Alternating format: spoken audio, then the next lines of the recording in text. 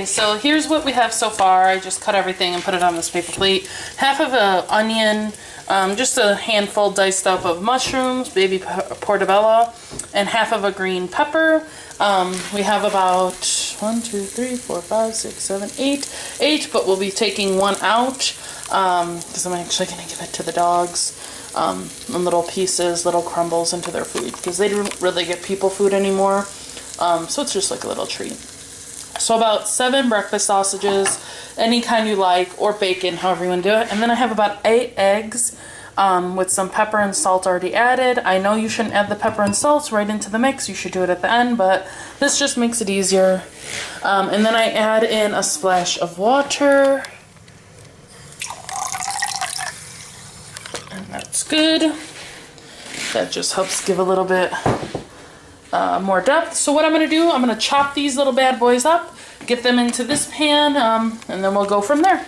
Okay, I have the little pieces of sausage in the pan, and then I add a little bit of garlic, which I usually would, like for me, use normal garlic, but my boyfriend likes this from Tastefully Simple, and it's just one less thing I have to do right now.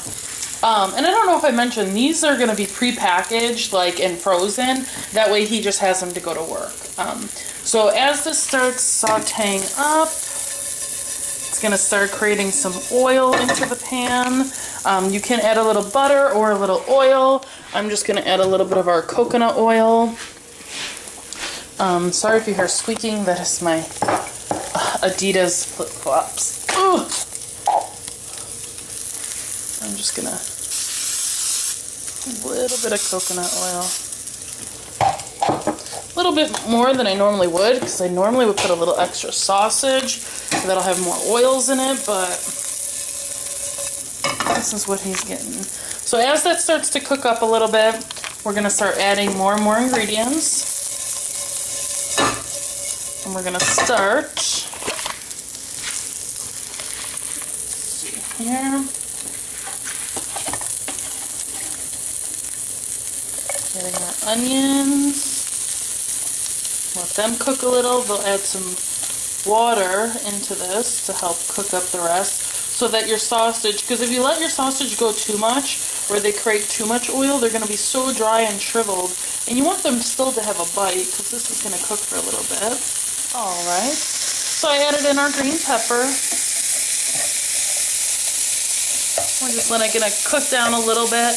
He likes his peppers and onions crunchy. I like mine soggy. You know, it's all a preference. So I'll just leave these crunchy for him because I won't even eat these. These will be for him. And if a couple mushrooms get in there and join the party a little bit too soon, that's okay. But they should still be sitting off to the side until the peppers cook down just a little bit more. Technically how I would like to do this, like if I was making this for us to eat right now, this is when I would be seasoning with salt and pepper so that it's layered, but you know, I just added it in, and this is how our mix looks before I add it in too. The water is going to help get your eggs a lot further, you know, get you more for your money. That's about how full that bowl is. This is just a small Pyrex, old Pyrex bowl I have. That way, if you guys are trying to replicate this so you can make it for your kids, for yourself, for your loved ones, whoever, they freeze really, really nice. You're doing what you can on a budget, right guys? I'm using peppers now. Alright, so I'm going to cook this up for a little bit, and then I'll show you once I add the eggs. This is only going to cook for about, I'd say, a little under a minute with those in there because mushrooms cook quite fast. Eggs are going, and now it's just like any other scrambled eggs. You just scramble them up. So I'm not going to bother showing you guys that because I think it's pretty self-explanatory. Alright, so that's our completed egg mixture. Obviously, people are excited about it in this house. So what I have here, I just set down these tin foil. That way, even if you, because I usually bleach down my counter, so I always get scared if I put food on it, especially like the tortillas, they're going to absorb the bleach if it's still left over. I don't know, I'm weird like that. I have my cheese ready to go. I would show you guys how I fold this, but it's a little bit too difficult to do with one hand, and I don't know where my tripod is, so I'll just show you kind of about the scoop I put. Ooh, if I can get it. A little bit more. And my eggs get a little bit watery because I do put in so many vegetables. Come on. Usually I'll sit here and I do this to kind of break it all up. Sorry, that noise is annoying, but it just means it's easier for me to pick up. And then make sure I don't pick up any of that liquid. So yeah, about that, maybe a little bit more on the one side. You don't want to overfill them. The key here is to make sure that you can actually shut them correctly. But like really, if you go to like the reason, I mean, I've heard about these, I've just never made them. The reason why I'm making them is because I never get breakfast at like fast food places like, what's that, Dunkin' Donuts and stuff. Ooh, I got cheese all over my hand, but it's okay. But I did the other day with my friend just to try one of those steak ones.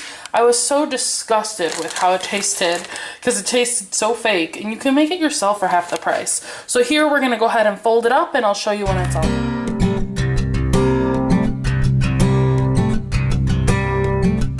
Okay, so there's your breakfast burrito. I did get a little tear here, not much, but it's okay even if it tears.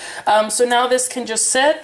I usually want this to cool a little bit more before I keep building them because otherwise it's going to hold the heat for too long. But you don't want it completely cold where it's not helping loosen up your tortillas. If your tortillas were in the fridge, corn or flour, they need to sit out or be warmed up a little bit because if tortillas are hot, just like when you make flautas or anything, they're not going to fold, they're not going to roll, and they're going to be an a-hole to work with.